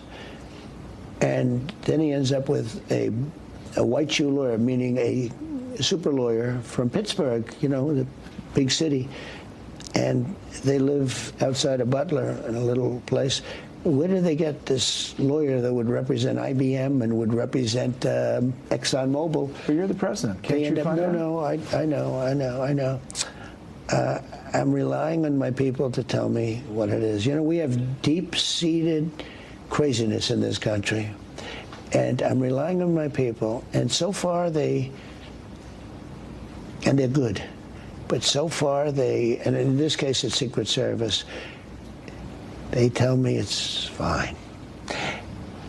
But it's a little hard to believe, to be honest with you, okay? It's a little bit hard to believe as I get that throbbing feeling. Yeah. I get a little throbbing feeling. Well, if you Yeah. Even he doesn't seem convinced that he's been given the full story, right? There's a part of this that is, because Donald Trump is not like clever enough to lie. He usually just says what he believes, right? Or he posts on his True Social what he believes. He just says what he believes on his fake, the fact they call it True Social, so I don't call it that. It's dumb. It's Timo Twitter. Because he wants you to be like, this is the truth. And they play these word games, right? But even he seems to be like, I don't know. I'm not sure I get it. Here, and just one last thing before we get off this topic that has also gotten people to think what is going on here. So there is a post, is A16, Jason, you can find it still, that people have been pointing to that. Again, this is one I couldn't verify because this his social media is not still all there the way it probably was before. This is a picture that people are claiming is an authentic picture of Cole Allen in an Instagram post, allegedly, wearing an IDF sweatshirt. That is the Israeli IDF, the Israeli Defense Forces. It's weird, right? And that has been posted as well. And this is one of the reasons that people are saying we do not have an answer to what's happened. All I know is the outcome. The outcome is Dana Bash lecturing a Democrat about why you all are so mean to Trump. The outcome is Republicans and right-wing social media and John Fetterman agreeing that Trump should get his 90,000 square foot ballroom. You get Mark Wayne Mullen now using this to demand that Democrats cave and fund all of the Department of Homeland Security, including ICE, even though they had nothing to do with it. And you still have no repercussions in the Secret Service for having bollocksed both the Butler, Pennsylvania situation, letting an NYPD off-duty officer get right on to Trump's security detail, sneak his way onto it, and now effectively leave him and the rest of the entire cabinet basically completely barely protected at the White House Correspondents Association dinner. And there's no repercussions to the Secret Service. 3 times and they messed up. The first time, what did they say? Well, nothing. Second time, we don't hear anything. And it's got to be the most incompetent Secret Service ever. And I promise you, this guy will That's why I don't believe it. He will be thrown in prison and you will never hear about it again.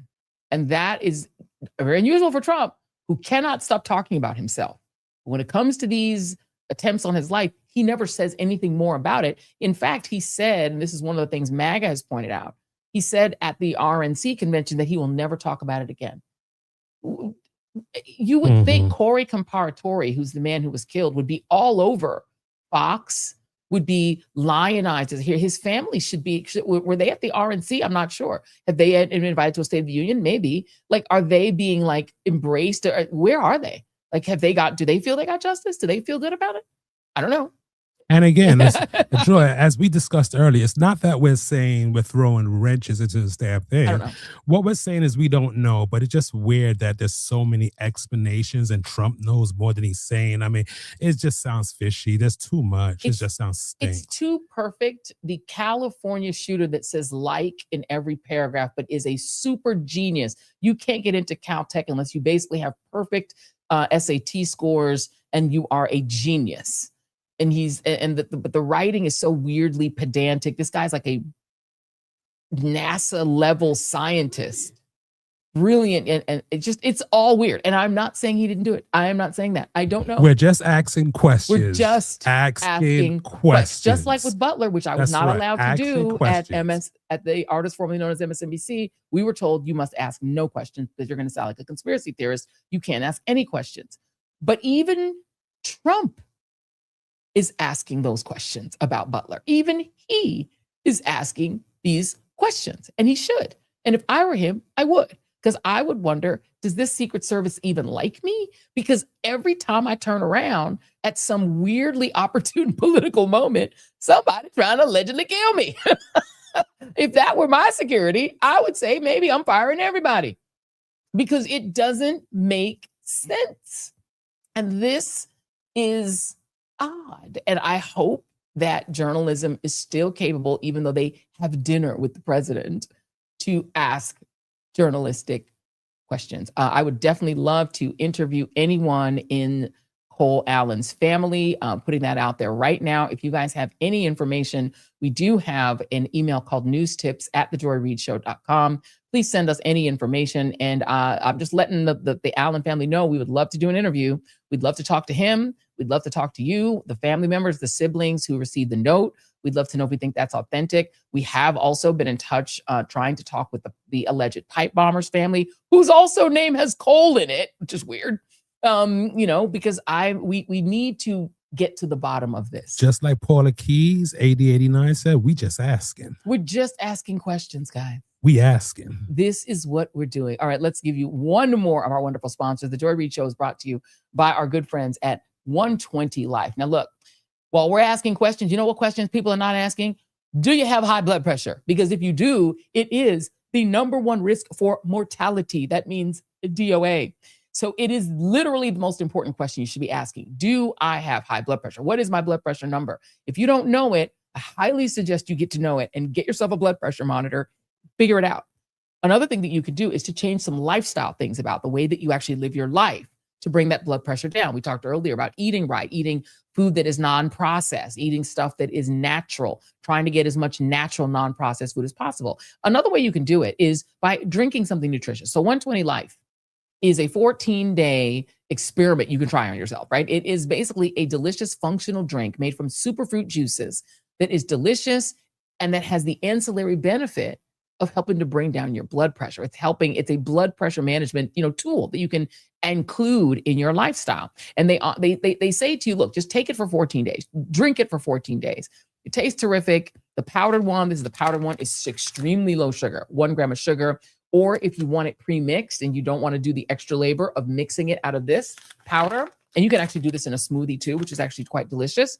You can also just drink the liquid one, which is the one I like, because you do it ice cold after you come out of the gym or you do your Tai Chi and then drink it. And it's perfect. But then the important thing is after 14 days, check your numbers and see if your blood sugar has gone down. If you feel that it hasn't, you don't feel it's worked for you, they'll give you your money back. It's not like a wellness gimmick or like a pill. It's a natural functional beverage that actually helps you with lifestyle changes. And we all know that you're in control of one thing, your lifestyle, what you do with your lifestyle, what you eat and drink is super important. So we want to promote things on this show that are going to contribute to a positive lifestyle. So if you'd like to try 120life.com, just go to 120life.com. That's 120life.com. If you use the code JOY or the code REID, they'll give you 20% off. So try it risk-free for 2 weeks. If your blood pressure doesn't come down, again, you get a full refund. It's nothing to lose but your high blood pressure. Go to 120life.com, use the code JOY or REID for 20% off. These statements have not been approved by the Food and Drug Administration. This product is not intended to diagnose, treat, cure, or prevent any disease. All right. Before we get to our next guest, I want to catch you guys up on a couple of stories that you may have missed while you were paying attention to the White House Correspondents Association dinner. So Trump on Sunday endorsed the idea. I know this is going to sound too crazy to be true, but it's true.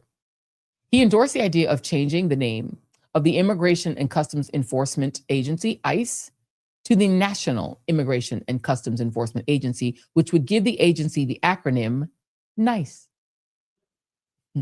The idea was promoted by conservative influencer Alyssa Marie last month. And this was her quote: "I want Trump to change ICE to NICE, National Immigration and Customs Enforcement, so the media has to say NICE agents all day, every day."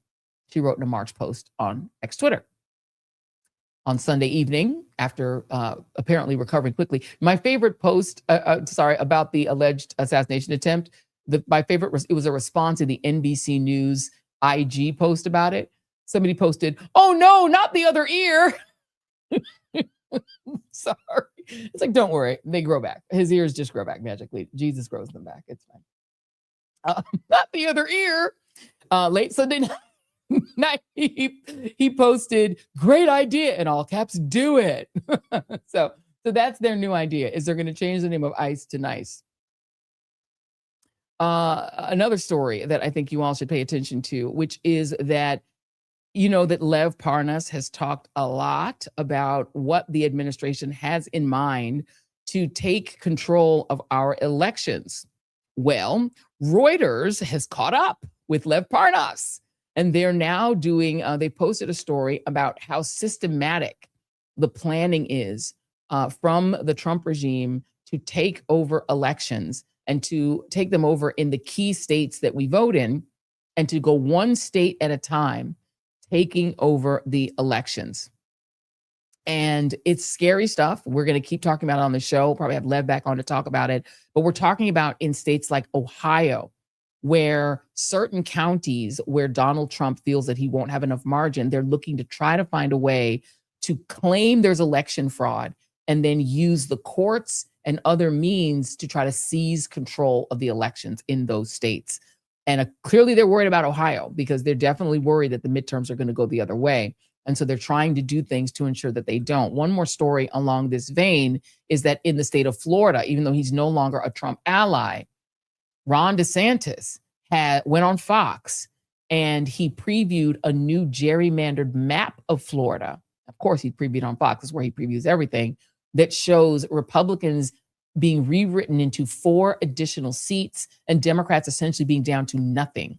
The Democrats would only, in this redrawing of the map, have a handful of seats in South Florida and nothing else.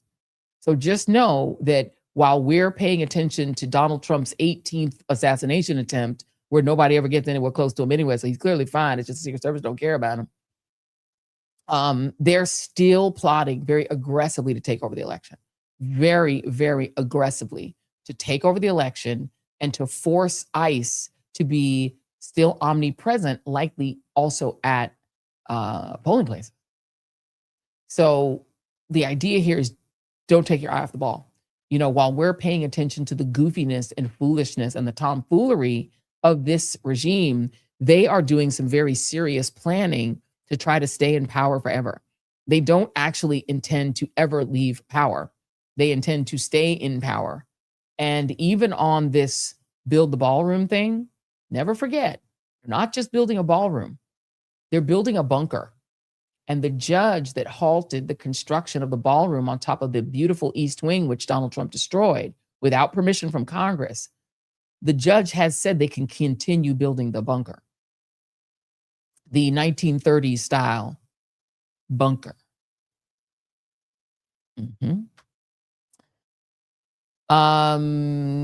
This afternoon, a coalition of clergy convened in Washington, D.C.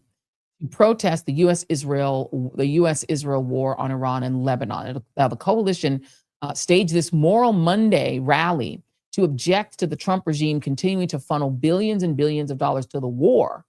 And instead, they're calling on them to end the war and redirect this massive spending that's going to the military right now, redirect it to people in need. Take a look at this clip. And Senate have failed to pass on March 4th, on April 15th, and April 17th, joint resolutions to restrict Trump's war powers in this illegal and unholy war. The slim Republican majorities in both chambers have chosen to stay in lockstep with the president through nearly 2 months of an unholy war. By this coming Friday, May 1st, the War Powers Act requires Congress to act affirmatively to continue waging war. Neither Speaker Johnson nor Senate Leader Thune have announced votes on a war powers resolution, and Trump has given no indication that he will comply with the law. That is why we must deepen our commitment to nonviolence witness, and why we're calling beginning today 1,000 clergy and others to send this declaration directly to every member of Congress. And joining me now is Jonathan Wilson-Hartgrove, our friend, spiritual writer, preacher, and community cultivator, chair of the board of repairers of the breach. It is always good to see you. Good to see you, Joy. Let's talk about this. So this protest happened today. Walk us through what happened. Were people arrested? Where do we stand? Well, you heard Bishop explaining the context that we're in. All distractions aside, there is a deadline mandated by law, 60 days after unilaterally, of his own choice, analysis, whatever he calls it, waging this war if Congress does not act, the president has no power to wage war. And he was noting that that there have been votes in both the House and the Senate to try to limit those powers. Those have narrowly been defeated. But if Congress doesn't do something by Friday, then this is an entirely illegal war. Now, we have been maintaining since Monday of Holy Week that it is an immoral and unjust war. And Pope Leo has made this very clear, I think most famously. He's simply teaching the just war doctrine of the church, which says that any war of choice is unjust, is unholy. But furthermore, and I think this is important in terms of the timing, he made a direct appeal to members of the church in the United States to call a petition their members of Congress to demand peace. That was his word, demand peace. When Trump made the social media post about annihilating a civilization. And that is very specifically a response to another part of just war doctrine. It comes out of Vatican II, which says that any total war is entirely immoral, cannot be sanctioned by the church under any circumstances. It's actually in that document that the church produced. It was a gathering of bishops that happened over 2 years in Rome, really about what the teaching of the church means in the modern world. They thought about the whole just war doctrine, and they said that any total war in a nuclear era would necessarily be unjust, and that no member of the church could support it. So when a threat of total war came from the U.S. president, the Pope was speaking as the lead teacher of the church to all its members to say that they had to do anything they could to demand peace. So that's what Moral Mondays are doing. That Catholic social teaching and just war doctrine is one moral tradition, but really any moral tradition leads us to oppose this kind of war of choice and this sort of threat to whole civilizations. And so Moral Mondays have been directed at the White House and at members of Congress to make this appeal to demand an end to the war making and to reinvest that money in the real needs that are here at home. And today's announcement was really a moral escalation of that demand. There are 266 members of Congress that have not supported this effort to rein in the president's war powers. We are calling on moral leaders and clergy to have gatherings at as many of those offices as possible in communities, and to use those gatherings not only to petition their members of Congress to end this war, but also to use those gatherings as really nonviolence workshops to have an upsurge of nonviolence and of using all of the tools of nonviolence. I mean, voting is an essential tool of nonviolence. You were talking about voting earlier. But there are other things that we have to do. This coming Friday, there's a mass withdrawal of economic support of normal participation. That's also a nonviolent tactic. Civil disobedience is a nonviolent tactic. We are calling people to use all of the available tactics, including for young people. And this is the final thing I'll say on this, is that this year is the first year in U.S. history when 18-year-olds are automatically registered in the Selective Service. And so we are saying that all of these Moral Mondays are places where 18-year-olds can go and publicly make known their conscientious objection to war, and use that to register that they, while being automatically registered, they're not going to go into a potential draft to support this immoral war. The conscientious objector status is legally protected in the United States, and you have to make that public. So we're inviting young people to come to Moral Mondays and make that conscientious objection public. That is a huge, huge, huge thing, because I think that people don't understand the consequences if you don't formally acquire conscientious objector status. You can lose your access to student loans. If you go by the Muhammad, back in the day, Muhammad Ali was arrested, and went to jail saying I was not going to go and fight Vietnamese people who didn't do me anything. He didn't do anything to me, and I'm certainly not going to do it. They never called me the N word. They never did anything to me, and I'm not doing it. Yeah. And had to give up his belt, his championship belt. But the idea that young people today are being conscripted without their unwillingly, without their consent, into a military industrial complex that is fighting in an immoral way. Even there shouldn't be war at all, but these are being fought with AI tools that are choosing little girls' schools as targets, with AI tools that are allowing Israel and the United States to wipe entire Lebanese towns off the map, to wipe effectively Gaza off the map. I saw a video over the weekend of some little kids trying to have school outside because their school is gone. All the schools are gone. All the universities are gone. All the hospitals are gone. What do you make of this moment, Jonathan? Because you have Bibi Netanyahu, who constantly uses the Bible to try to justify his genocidal policies. He's constantly quoting the Bible. But now he's facing a pope who, I like the previous pope, but this pope throws that Bible down on the table every day and runs it right back at him and Trump. And he's like, he's not being mean. He's very soft-spoken. He's like, I got this Bible too, and I'm going to use it for what it's really meant for. He has the Bible and he has the teaching of the church. This is not his personal reading of the Bible. This is a deliberative process that many people have participated in over generations. To go back to the issue of conscientious objection, it was also an issue that the Second Vatican Council took up. So in addition to condemning total war, the Second Vatican Council also said that the church affirmed conscientious objection as something that should be legally protected. And so, while Muhammad Ali was doing that as a good Muslim, good Catholics have the authority of the church to tell them that there is a place for people of conscience to come forward and say, I will not engage in this violence. I'm not refusing to serve my community. I'm not refusing to be a citizen. I'm saying that I believe in the power of nonviolence, and my conscience tells me that I have to prepare to use all of the tools of nonviolence. So that's why we believe this is a time for intensifying moral struggle, and really, like we had in the early 1960s in this country.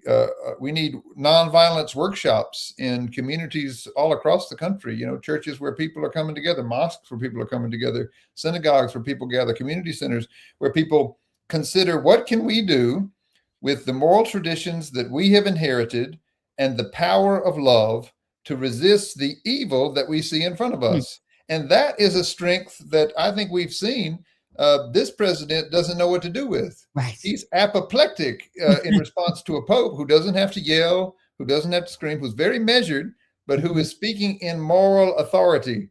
Moral authority is stronger than the strongest strongman. And I think that's why Donald Trump doesn't have any idea what to do with it. The other thing about it that I'm seeing, and Moral Mondays really does epitomize this, is it's a beautiful ecumenism, right? It's been a long time since we've been able to hear the clarity of Muslim voices, Catholic voices, Protestant voices, Baptist voices, Kojic voices, all really working together. I mean, really probably since the Vietnam War. I think you did see it a little bit during the war against Iraq under George W. Bush. I did remember seeing that kind of ecumenism, but that is back big time, right? I mean, you're seeing, Moral Mondays is a mix of all faiths. And as you said, they're all speaking from the same Abrahamic playbook, and even people of no faith. It's everyone at the table together. And I think that actually is powerful. Yes, indeed. In DC today, midday, in addition to Bishop Barber, who sits right in that, Christian Church Disciples of Christ tradition, but the rabbi beside him blowing the shofar, that's a great moral tradition also. I just came from the Moral Monday at Senator Tom Tillis's office in Raleigh, North Carolina. And, we had Catholics, we had Episcopalians, we had Methodists, we had Baptists. We're North Carolina. Methodists and Baptists are all over, but also, people who no particular faith tradition, but deep matter of conscience for them. People who came, we had two powerful veterans share their stories. I didn't learn about their faith traditions, but they were sharing from their experience of being sent to war, one in Iraq and one in Vietnam, both of them saying, you know, it's terrible what happens to the people that you're sent to, but it's also terrible what happens to the people who are sent, and testified about that in a powerful way. So these spaces are, you're right, they're incredibly important ecumenical spaces for the broad spectrum of voices we have in a democratic society to share how our moral traditions call us together to the same resistance to this kind of evil. What is next for Moral Mondays? You all came and you had this moment today. What's the ongoing work look like? Well, we encourage people to go to the Repairers of the Breach website, breachrepairers.org, because there, as of today, you can find the litany that we're using to create these essentially nonviolence workshops outside of the offices of members of Congress. There are 266 members who have not agreed to any of the joint resolutions that have been voted on. We think every one of them needs a moral witness. And so we're encouraging people to reach out to their member of Congress, first learn where they are, right? This is the first step of nonviolence. Any nonviolent movement is committed to communicating with those we oppose. We want to hear from them and understand how they understand things and where they are. So reach out first, as we've been reaching out to Senator Tom Tillis here, and then plan a peace rally on May 11th at any office of a member of Congress who is not willing to oppose this immoral war. That's the next step. And as we prepare for those peace rallies across the country on May 11th, we're also encouraging the clergy and community leaders in our networks to reach out to those young people in our communities and invite them to participate and to use it as an opportunity to make their conscientious objection known at those public gatherings. Well, I love this, and we would love to get the team TJRS folks involved and figure out ways that we can support what you guys are doing. And I am particularly, you know, as a mother, my kids are not 18, but I think if you are a parent of young people that are military age and know that they've raised that age to 42. So when I mean young up to 42, because they have said they want all bodies all the way up into their 40s. And it's clear that they don't care enough about them to even tell us how many of them have been injured in the war that we're fighting. We don't know how many have been injured. We don't know how many are dead. We don't know anything about it. You know, we just are told we need to be for it. And we do know per NBC News reporting that a lot more of our bases were destroyed than we were told. And I can tell you, I spoke with a source that was in United Arab Emirates who told us that, and it was a single source, so we couldn't go forward with it. But now NBC has effectively confirmed it. Our bases have been destroyed all over the Middle East, and that means people have been injured or died. You know, is there a final sort of word you can give us? You know, how do we speak to our enlisted, our military brothers and sisters? Because many of them, you know, they don't have a lot of choice. They're already in, but it's a bigger challenge voicing their objections. It's a bigger risk. What is the message of Moral Mondays to people who are already in the military? Well, many Americans haven't paid attention to the selective service for decades since the Vietnam War because we haven't had an official draft. We've had a poverty draft. Yes. Right? The people who the military, and again, we use billions and billions of taxpayer dollars to do this recruiting, but the military is recruiting from poor and marginalized communities. And those are the people, people who I pastored here in this neighborhood when they were growing up. They are people who have, taken the job offer and are living on those military bases in the Middle East and other parts of the world. And we need to be honest about the fact that those are the people who are bearing the brunt of this reckless and immoral war making. Moral Mondays are really about communities taking responsibility for what's being done in our name. And we're saying that collectively, if we trust the power of nonviolence, we can come together and use all the tools of nonviolence to demand that this end. Like you said, for the children who are already engaged and those who will be drug into this, if we allow billionaires who wage war for their own profit to do whatever they want to do. One of our favorite pastors, Jonathan Wilson-Hartgrove. We appreciate you so much. It's always a pleasure to have you on. Please come back often, keep us apprised of it. And we want to get involved, particularly in educating those young people who are going to be conscripted. And many of them may not even know, because it's not like they're necessarily watching the news. So Let's we would get like some to, of them on the Joy Reid Show to say why they're conscientious objectors. please say less. All you have to do, text, let me know when we can get them on, and we will clear space for them and for you and for Bishop anytime. Y'all are always welcome, your family. Thank you so much. Bless you. Good to be with you. Thank you so much, Pastor Jonathan Wilson-Hartgrove. He's great. We love Bishop Barber, but we love both of them the same. We think they're both dynamic and incredible people. Those are the repairers of the breach leaders, and this is a big deal, you guys, because we're in this moment where a war is being waged, and it's not like the one that George Herbert Walker Bush waged on TV, where they conscripted the media to show the videos that were approved by the government, to make this like a sort of spectacular video game we were watching on TV. This is a war where it's essentially it's a blackout. We don't see anything. I was talking, with a friend the other day, and we were talking about those supposed down pilots. In a normal propaganda universe, those pilots would be all over TV. They'd be on 60 Minutes. Their families would be interviewed on Fox. They'd be lauded as these American heroes. We don't even know who they are, or what they were doing, or where they are, or are they really not hurt, or are there two pilots? Like, we don't know anything. We just know that for whatever reason, there was an F-35, which is a warplane, and a C-130, which is a cargo plane, over this part of Iran where they shouldn't have been.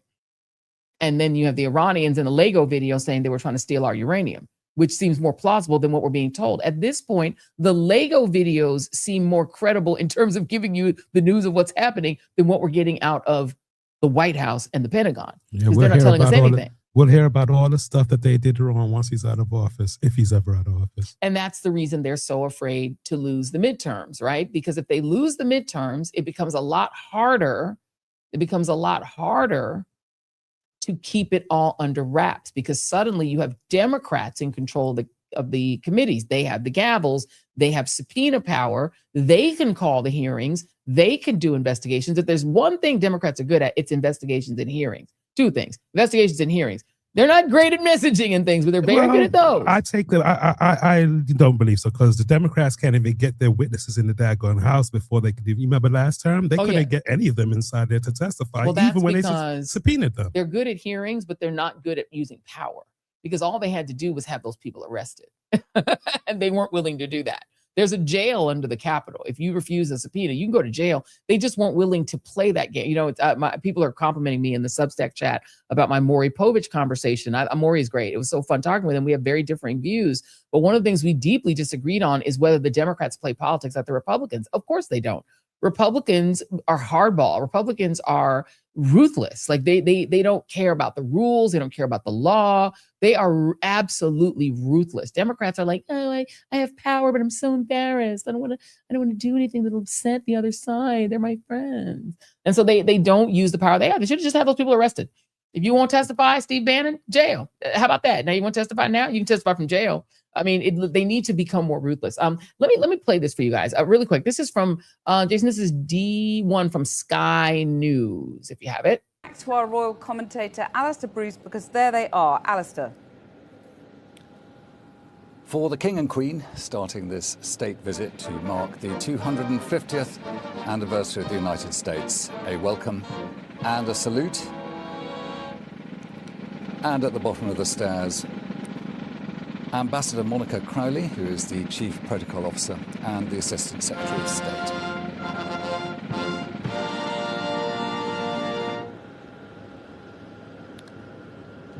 And you can turn it down. Yeah, you can just turn the sound down. Monica Crowley, by the way, is the a former Fox News host, who's now the ambassador to Great Britain. Everybody gets a taste. So they are here for a state visit. King Charles and his consort turned Queen Camilla, the lady who he cheated on Diana with, that one, who he promised his sons would never be called queen, but now, surprise, surprise, now gets the queen title anyhoomst. Them, they, him, them, him. They arrived here for a 4-day visit, hopefully getting better security than that dinner. The trip is to commemorate the 250th anniversary of, let me just check my notes here. Oh, us breaking up with Britain and dumping. They may want to take us back after this. They don't want us. Oh, with Trump, they don't want us. And so basically the colonies, as we were called, were lost under Charles's great-great-great-great-grandfather, Mad King George III. So King George III was considered the Mad King, whose queenly wife, by the way, was Queen Charlotte of Mecklenburg, known, of course, to be the first Black Queen of England. If you watch, oh my God, I'm forgetting the name of the show, Bridgerton. If you watch Bridgerton, they're the real people that Bridgerton is based on. Okay, this is what's so crazy about this timeline we're living in. So King George III, who was called Mad King George, he probably had syphilitic madness. He went mad, and he was king when the colonies were lost. There was a gentleman named Charles, who was sort of a viscount, that they say is the Charles that lost it. He was like a viscount or something, but the actual king at that time was King George III, and that is the fourth grandfather, or great-great-great-grandfather of this Charles, King Charles. And the wife was basically the Meghan Markle of her time. She was the first Black, well, she's never gonna be queen, but she's the first Black queen. Charlottesville is named after her. Everything that's called Charlotte something, Charlottesville, that's all named after Queen Charlotte, the Black queen. And it's so odd that at the time of the colonies were breaking away from Great Britain, the queen was technically Black, according to race math, the race math that was invented by American slave owners. Because that race math didn't really exist before enslavement in the United States, when they created whiteness to justify enslaving Africans, right? But the crown, the British crown, was made uber wealthy. The wealthiest woman on earth for a very long time was always the Queen of England. And the source of their wealth was mainly slavery. They owned plantations here in the United States and across the Caribbean. And they also enriched themselves through colonization by stealing and colonizing parts of Africa and the East, India, Malaysia. Like they were colonizers, and that colonialism and slavery is the source of their wealth. Full stop. The diamonds, the jewels, all stolen from Africa, India, And so that is sort of, and so the irony is, they lost the colonies because the slave wealth that was being generated in the Americas, in the United States, those slavers didn't want to pay taxes on that slave wealth. They were getting incredibly rich, people like Thomas Jefferson and James Madison, and they were getting extravagantly rich off this slave plantation economy.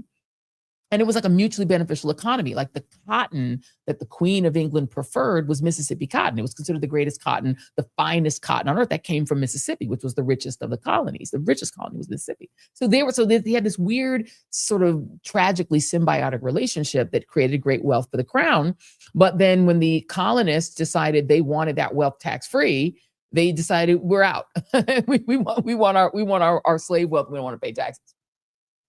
And so now, 250 years later, after the Declaration of Independence, this is the 250th anniversary of the Declaration of Independence, in which the founding fathers, all who are 30-something-year-old slave owners, declared that they no longer wanted to have a king. And now, ironically, the King of England is coming here for a state visit to commemorate that for whatever reason. This is not something I don't understand why England wants to commemorate that, but it's Charles. So, of course, Queen Elizabeth would never. Okay. Queen Elizabeth, who was a quite dignified soul, would never. But Charles is so freaking thirsty that he's like, I'm going to take my queen, who I don't call queen either. I just call her Camilla. He going to bring his bride on over here to celebrate with Trump. And Trump is a giant suck up to the royal family. He famously had a big crush on Princess Diana, who would have nothing to do with him, and would brag that he could sleep with her if he wanted to, which he couldn't. Sort of like how Piers Morgan would thirst after Meghan Markle, and then when she turned him down, he's like, I hate Meghan Markle, she's evil. And then he went to war against her, right? Trump had that same sort of obsessive, thing about Princess Diana. But Charles's mother would never be here roasty toasting with Trump. She could barely stand it when Trump came over there during his first term. She looked at him like he had the cooties. But so now they're coming over here. They've stepped up the security because clearly the Secret Service ain't ready for prime time. And Trump continues, of course, to deny that he is a king. The other thing that he yelled at, or not yelled at, but went after Norah O'Donnell about was her talking about No King's Day, that the alleged would-be assassin, whatever we're calling him, that he allegedly was part of a No Kings protest, which of course is evidence of nothing, right? But they're like, he was in a No Kings protest. And so Trump says, king, I'm not a king. If I was a king, I wouldn't be sitting here with you. He's certainly acting like a king. And he's acting like a king that's very specifically like the English monarchy, which again, enriched itself off the bodies of Africans, Indians, Native people. They just enriched themselves in a gross and disgusting way through their rule. It is the way kings roll. The king gets to profit off of all in the kingdom, from slave to lord. And Donald Trump is acting the very same way. There's a guy named Coach Scott. I don't know who this man is, but he gave what I think is the best explanation of the Trump kingly grift. Take a look. That you're looking at is $10 million. And this small stack over here to start with, this is a representation of a full century of U.S. presidents' personal wealth growth while they were in office. We're talking Coolidge, Eisenhower, Kennedy, Reagan, Bush, Biden, all of them except one. 4 cups, roughly $40 million in total, and that's what all the modern presidents combined gained while serving over an entire century. Total, not per president. Now shift your eyes to this monstrosity. 1 year, 1 president, same cups, same scale. 1 century versus 1 year. Not opinion, it's visual math, and your eyes are doing it in real time. So take a good look. All of the presidents, including successful business owners over here, 100 years versus less than a 1 year period of wealth accumulation for 1 president. Donating a salary is just a headline. It doesn't offset the billions quietly being accumulated elsewhere. If you're telling yourself it's because he's a good businessman, then ask one question. If nearly 50 years in business didn't produce anything close to this, but 1 year in public office did, that's not skill. That's corruption. Nothing you can say can explain this. And if you're at the point where you say, I don't care, I'm not changing, then you own it. And this is what it looks like to sell out America and call yourself a patriot. I hope you learned something. I'm always rooting for you. I'm always rooting for you too, my friend. I mean, that is a brilliant explanation of what Trump has done. And by the way, that little pile of cups on the other side, that includes Joe Biden, who was effectively a middle-class guy before he became president, and all the wealth he's made has been like book deals. Same with Obama. They were regular. They didn't have a lot of money. The money they've made, about $60 million Netflix deal, that's after he was president, and he was offered Netflix deals and all sorts of things after being president. None of these people did this while they were president. Everyone was like Hunter Biden. No, Hunter Biden made a couple $1 million being on boards. People make money being on boards. Some media executives are on boards, which they probably shouldn't be. This dude is making billions of dollars being president. The only other type of leader that does that are kings, or people like Mobutu, dictators, people like him, people who literally steal from their country and enrich themselves and then let everyone else go hungry while they are enriching themselves off of the meat and the fat of the land. They are getting rich and fat, and the rest of the people suffer. Trump is acting like a king. He is acting like all the good old kings of England that we try to get. Everything about Trump is ironic in this 250. I'm really struggling with this 250th anniversary birthday of the Declaration of Independence. It literally is a declaration of wanting to remove ourselves from the king. And Donald Trump is behaving in every way. The king was being able to quarter soldiers in your house, effectively treating those people like they were dealing with ICE. They could put you in jail without trial. You had no right to free speech. How are we different now than we were when we started 250 years ago? If Donald Trump can do all the things that Mad King George III could do, he can do almost everything that Mad King George could do to the colonists. He could do almost all of it except for slavery. Oh, no, wait, they can do slavery too. Because once you're locked up in one of those ICE private prisons, guess what you no longer have the effective use of? The 13th Amendment. Exactly.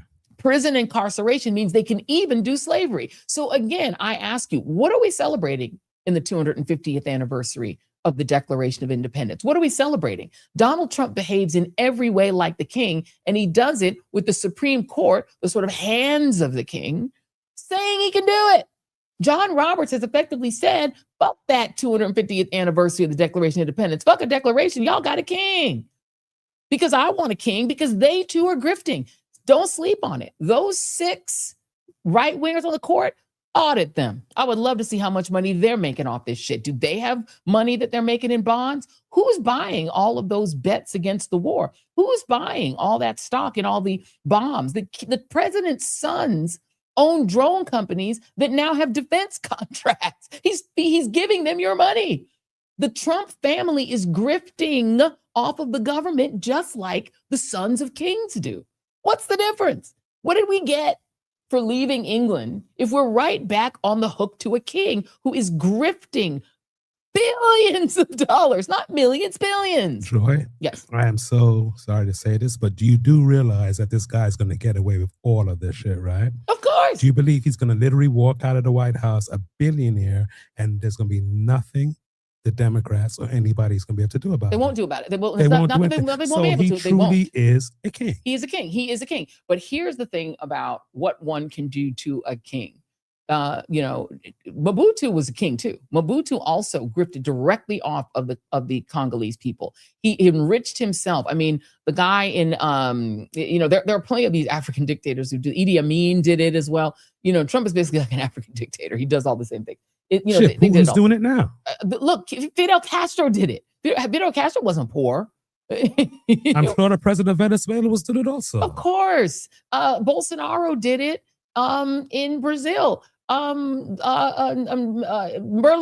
did it in Italy. I'm quite sure that. But the difference is they sent Berlusconi's ass to jail.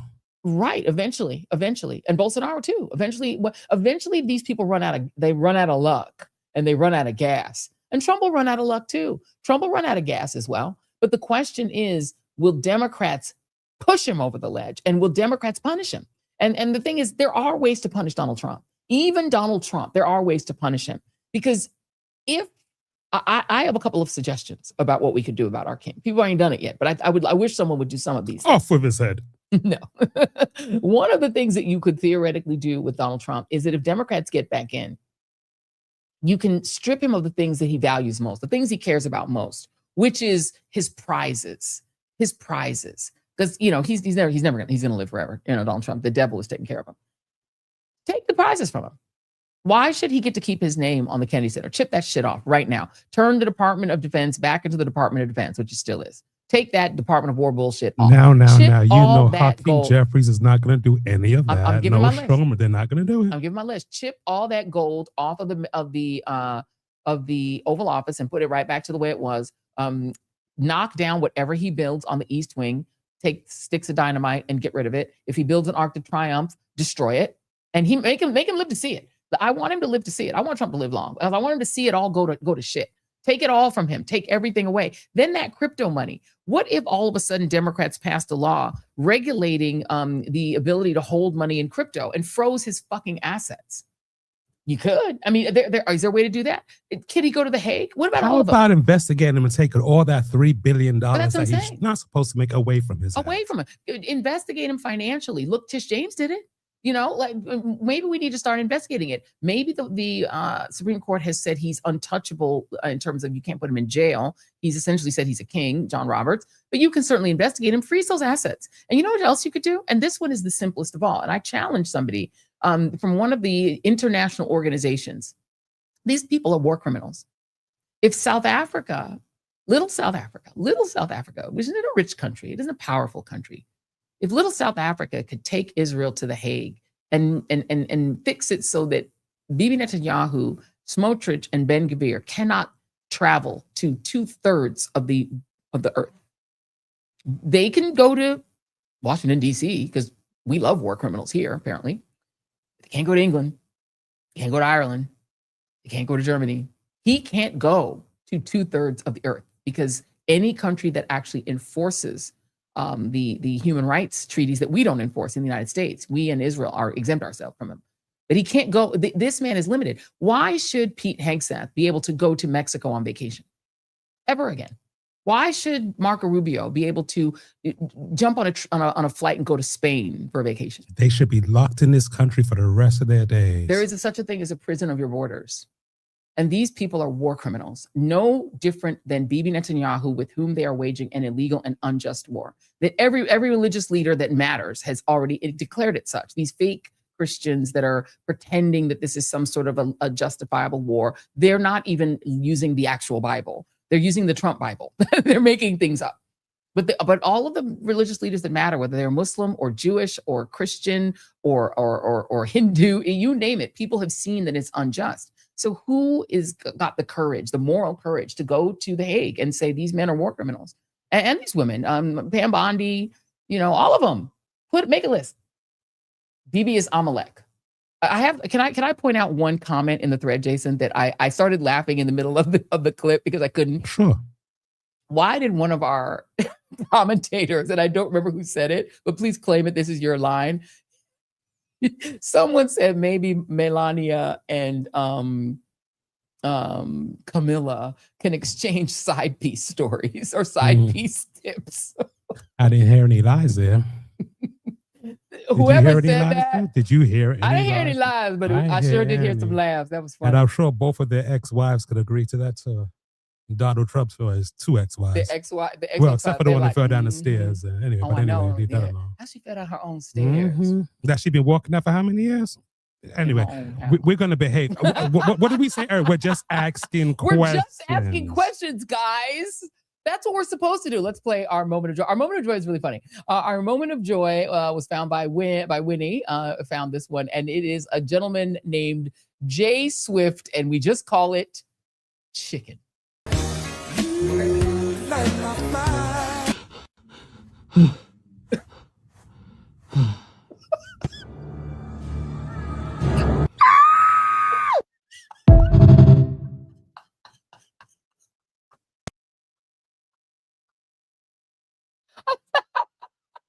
Really? Silly. He was like, oh, I was just having a nightmare. Oh, God, I was just having a nightmare that somebody tried to eat me. Oh, my God, honey, you will not believe the dream I had. That's what Melania said when she used to sleep beside Trump when he had his makeup on. I know. She'd be sleeping. She'd be like, oh, honey, I can't believe I had nightmare that I saw you without makeup. You look like chicken without skin. Oh, don't sleep next to him. He does look like chicken. Sleep in other room. I really don't care, do you? I really don't care, do you? Can you imagine the stories that Camilla and she could tell? And then I took him from wife. I took him from his wife as well. Oh, yes, he had a beautiful wife. But I said, it doesn't matter. Matter of fact, on their wedding day, I was there too. Right. I went on their honeymoon with them. Could you believe that, Melania? It's remarkable. And she had the nerve. And she had the nerve to be upset about it. How dare she? Diana. Diana. Everywhere I go.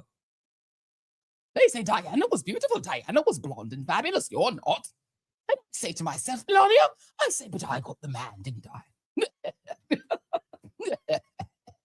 You got the man, but don't get anything. Queen Elizabeth made sure she didn't leave her jack, except for whatever Charles is getting. Charles said, I'm going to be king if I had to be king for a year. Yeah, God bless him. He ain't healthy, so you enjoy it while you can. He said, I'm going to be, the only royals I kind of like Queen Elizabeth because she seems super shady and kind of shady in a fun way. I really like Harry. I'm a Harry and Meghan girl. I'm just sorry for y'all with the other one. I don't know about him, but I think Harry and they're my favorite royals, but my favorite was always Diana. Diana forever. I'm a forever die girl. I'm a Diana girl. Forever. And Queen Elizabeth was like, Bibi, you can't come here. She was very clear. She was clear. She said, don't come over here. You can go somewhere, but you can't come over here. She said, nope. I think we should do like a blackified version of the Queen of England. Somebody needs to do a skit that just if the royal family was black, like what would it be like? You can't come here. You can go somewhere. But you know that ain't your real wife. You know, you left your wife over there. That would be somebody's black mama saying that. Oh, they would just look at you. You bring the side girl over, like, and she would say, she said, "Well, hello, it's so nice to meet you, Camilla. And what's your name, Camilla? Okay, you gonna? Oh, can I help you cook, Mom? No, go sit your ass in that front room. I don't like the way you make your greens. Your greens don't look right. You put raisins in your potato salad. But can I, look, to help you, can I? No, man, we all right. We good. We don't need your help. You just go ahead and sit over there. Jennifer Lewis will have to pay the queen, y'all. Jennifer Lewis will have to pay the queen. She can sit in the car and I'll bring a plate out to you. Yeah, you go ahead and sit in the car. We bring you something out. Are you sure? Yeah. Or you know what they'll do? What a black mama would do? They'll be like, you were trying to fit in, and they'd be like, I just really loved Diana. She was such a wonderful girl. She had all the finest qualities that I thought my son deserved. Do you want some more potato salad? Not the one you brought, the one I made that actually tastes good. Seasoning. Seasoning. You forgot the seasoning. It's 8 o'clock. It's wrap this All up. right. So see you guys on the next Joy Reid Show. We're going to be talking about, I'm going to just let y'all know, we are finding a good guest because we're talking about those missing scientists, y'all. We are going to talk about these missing scientists that is coming up on the Joy Reid Show coming up. Vote on the glasses. Love you guys. Help me pick those glasses. See you on the next Joy Reid Show. Oh, there they are. Pick one. Don't have a tie. No ties. We're not like the MAGA. Not everybody gets a trophy. See you guys on the next Joy Reid Show. Bye.